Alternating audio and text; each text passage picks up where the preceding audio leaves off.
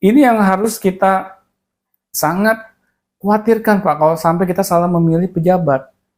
Karena para pejabat itulah yang akan memberikan dampak langsung bagi kehidupan masyarakat luas, Pak. Iya, makan mereka yang menentukan kebijakan Nah negeri ini itu, kan. ya masa sih kita mau Pak selama 5 tahun dia menjabat kita hidupnya jadi belangsak gitu.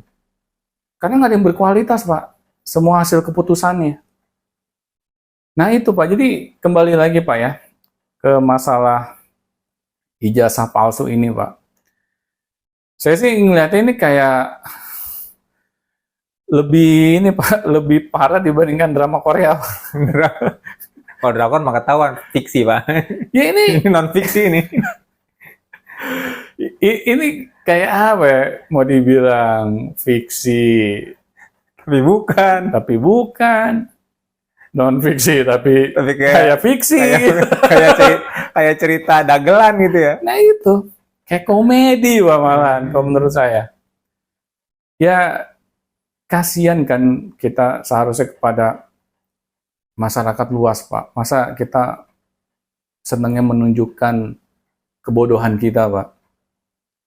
Seharusnya kan kita sebagai seorang pejabat itu mengedukasi masyarakat Pak, biar masyarakat kita tuh bisa lebih pinter Pak dibandingkan sebelumnya. Nah, Jadi jangan gara-gara para pejabatnya malah EQ bangsa ini semakin rendah Pak. Karena kualitas bangsa ini ya kadang tergantung dari kualitas para pemimpinnya Pak. Tapi kalau para pemimpinnya kayak begini, ya gimana Pak? Ya, yang terjadi kepada masyarakat luas. dan sebelumnya juga sebelum yang mantan pejabat tinggi yang bisa dibilang hampir paling tinggi lah ya, hampir paling tinggi ini bergulir. Ada lagi sebelumnya Pak dari partai tertentu Pak. Ya saya nggak usah sebut nama partainya lah ya. Kenapa tuh? Itu disertasinya kan S3 tuh. Ya, kayaknya saya tahu. dianggap copy paste gitu. Jadi Iya, disertasi itu adalah titel atau ijazah untuk S3 untuk memenuhi. Jadi kalau misalnya S1 atau sarjana itu kan nanti di akhir masa kuliah ada harus bikin skripsi namanya Pak. Ya. Skripsi itu untuk ijazah S1. Nanti udah lulus S1, udah sarjana, mau kuliah lagi, lebih tinggi lagi detailnya S2. Nah, dia nanti kena yang namanya disertasi di akhir masa kuliah. Yeah. Disertasi itu seperti skripsinya S1. Nah, jadi ini dia skripsinya S2. Nah, mau lebih tinggi lagi, udah S2 udah master Pak, gelarnya Pak. Masih kurang, ya silakan. Ada lagi namanya doktoral gitu kan, atau orang bilang PhD kalau di luar negeri gitu ya. Ada yang bilang doktoral, ada yang bilang PhD. Tapi intinya adalah itu jenjang S3 dan di akhir masa kuliah itu ada yang namanya disertasi gitu, seperti yang disertasinya S2 itu. Nah, ini kemarin heboh itu disertasinya itu ternyata copy paste atau mungkin ditulisin orang lain atau gimana gitu. Nah, itu lagi padahal kalau nggak salah udah ditolak ya. Ditolak. Nah, ini juga ada terus tiba-tiba sama kampusnya dibelain. Nah, itu bingung tuh. Nah, itu kan dagelan lagi, Pak. Jadi kita sering banget dipertontonkan dagelan, Pak. Nah, ini jadi warning, Pak, bagi orang-orang yang berkecimpung di dunia perguruan tinggi, Pak ya, terutama para pemimpinnya. Masa sih kita takut dengan tekanan sih, Pak? Orang nggak pantas mendapatkan misalnya ijazah, kita berikan ijazah. Coba deh, Pak Abi pernah ini nggak baca berita tentang Harvard University, Pak? Yang dia ditekan sama Donald Trump, ya karena Harvard University itu dia tetap menyuarakan tentang Free Palestina, Pak. Jadi karena mereka membela orang-orang rakyat yang dibantai atau digenosida gitu ya. Iya.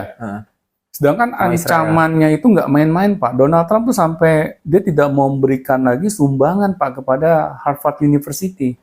Karena memang biasanya pemerintah Amerika itu selalu memberikan sumbangan, Pak, kepada Harvard University. Dan nilainya tuh nggak main-main, Pak. 35 triliun setiap tahun. Per tahun ya. Nah, gara-gara Harvard University nggak mau dengerin apa kata pemerintah Amerika, tetap menyuarakan Free Palestine ini, itu sumbangan mau di-stop, Pak. Tapi apa coba kata pemimpin Harvard? Dia bilang, saya nggak peduli, di-stop aja. Karena saya tidak mau membungkam kebebasan berbicara di Harvard University. Keren ya?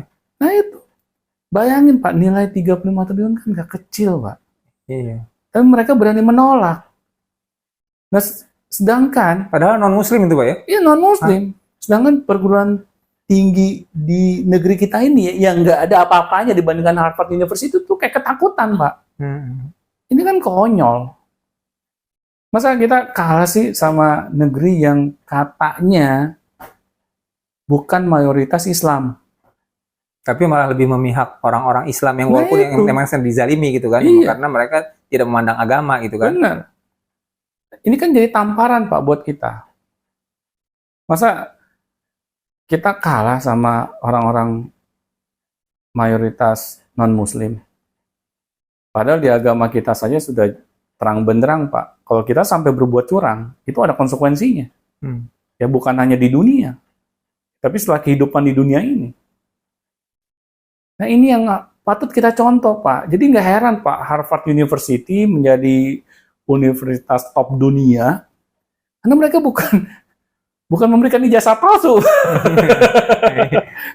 Kamu disertasi nggak kelar, nggak bisa out gitu ya. Iya.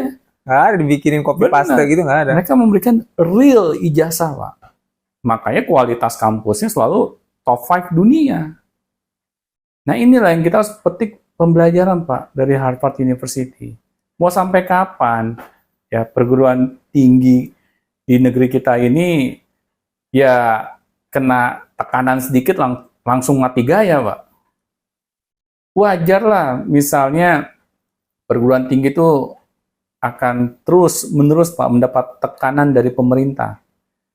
Karena kan ya itu, Pak, perguruan tinggi ini kan jadi corong, Pak, buat sebagian ini, Pak, ya, orang-orang yang diduduk pemerintahan. Kalau misalnya perguruan tinggi sepakat dengan pemerintah, ya berarti kebijakan kita ini ya bisa diterima oleh masyarakat luas. Nah, ini yang harus perguruan tinggi itu sadar, Pak. Kalau kita gampang disetir suara kita, Pak, oleh pemerintah, akhirnya perguruan tinggi ini tidak bisa menjadi corong bagi keadilan, Pak. Iya, nggak independen lagi. Buat masyarakat. Kita harus menjunjung tinggi kebebasan, Pak. Ya bukan kebebasan yang bablas, tapi kebebasan dalam menyuarakan kebenaran. Ini yang harus kita pegang teguh, Pak, oleh para pemimpin di perguruan tinggi. Tetapi kalau kita dikit-dikit takut, akhirnya sudah. Ya. Kita tidak bisa mempertanggungjawabkan, Pak, kualitas perguruan tinggi yang kita pimpin. Nah ini, Pak, kita harus belajar. Karena semakin perguruan tinggi di negeri kita ini tidak bisa mempertanggungjawabkan, Pak, kualitas pendidikannya, ya, kita dengan asal memberikan ijazah, karena kita takut dengan tekanan, akhirnya sudah. Orang-orang berbondong-bondong untuk menuntaskan pendidikannya itu di luar negeri, Pak. Karena ngapain? Ya untuk yang punya uang ya, atau ya itu dapat Ya, beasiswa. kan ada beasiswa. Ya. Karena apa? Karena masyarakat luas ini meragukan, Pak, kualitas perguruan tinggi di negerinya sendiri. Katanya kita nggak mau memperkaya ini perguruan tinggi di luar negeri. Ya buktikanlah dengan kita berani mempertanggungjawabkan kualitas perguruan tinggi di negeri kita. Kita jangan asal memberikan ijazah. Kalau kayak begitu kan akhirnya banyak masyarakat luas itu yang takut, Pak, menyekolahkan anaknya itu di perguruan tinggi di negeri kita. Ya lebih baik kamu kejar beasiswa deh kalau kita nggak mampu secara finansial. Tapi bagi para orang tua yang mampu, ya mereka akan menyekolahkannya di luar negeri, Pak. Saya takut. Nah ini, Pak, jadi menurut saya, ini sebenarnya kita dipertontonkan dagelan, Pak. Ini lebih lucu dibandingkan Sri Mulat, kalau menurut saya. Ya. Kalau kita selalu mendapatkan berita-berita yang model kayak begini, Pak, saya jadinya jenuh, Pak. Saya malas jadi ngeliat berita, Pak. Karena nggak ada mutunya berita di negeri kita. Jadi sesuatu yang udah terang benderang, sebenarnya ada cara yang terbaik untuk menyelesaikan masalah ini, tapi malah kita ingin memperumit sendiri, Pak, masalahnya. Nah, jadi pesan saya, Pak, jangan sampai ketika kita diberikan amanah berupa jabatan, kita malah berlaku sewenang-wenang, Pak. Karena setiap amanah jabatan yang diberikan kepada kita itu pasti akan dipertanyakan, Pak. Akan dimintai pertanggungjawabannya. Kita jangan merasa aman saja, Pak, ketika kita hidup di dunia. Tapi kita lihat nanti setelah kehidupan dunia ini berakhir, bagaimana peran kita selama kehidupan ini akan ditanya, Pak. Kalau sampai kita nggak bisa menjawab, Pak, pertanyaan itu, memangnya kita pikir nggak ada konsekuensinya, ya? Memang kita pikir kita aman-aman saja. Nah itu, Pak. Jadi ya ini, Pak, kalau kita sangat menuhankan ijazah, begini, Pak, jadinya. Ini menjadi contoh bagi masyarakat luas. Lo kalau pengen jabatan, ya udah. Ya, kejar tuh ijazah. Jadi bukan kita kejar kompetensi, Pak. Tapi yang kita kejar ijazah. Ini akan membuat generasi muda kita nih makin gak jelas arahnya, Pak.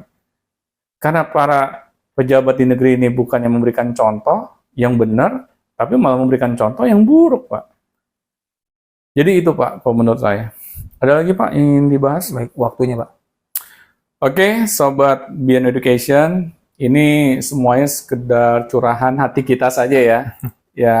Ya membuat diri saya pribadi aja tuh sangat, sangat sedih melihat negeri ini kok kayak dagelan, yang seharusnya para pejabat memberikan contoh yang benar kepada para rakyat yang dipimpinnya, tapi kita sehari-hari yang kita lihat di media massa tuh sesuatu yang sebenarnya absurd, ya, sesuatu yang aneh tapi nyata. Nah, mudah-mudahan kita tidak terpengaruhi ya oleh adegan-adegan dagelan ini. Mudah-mudahan ini bisa menjadi pembelajaran buat kita semua. Janganlah kita sampai menuhankan ijazah. Kita harus tahu bahwa ijazah itu bukan patokan bahwa seseorang itu pantas untuk menjabat suatu jabatan. Tetapi ijazah itu hanya sebagai tanda bahwa kita memang punya kompetensi di bidang tersebut. Nah, mungkin itu saja yang ingin kita sampaikan. Assalamualaikum warahmatullahi wabarakatuh.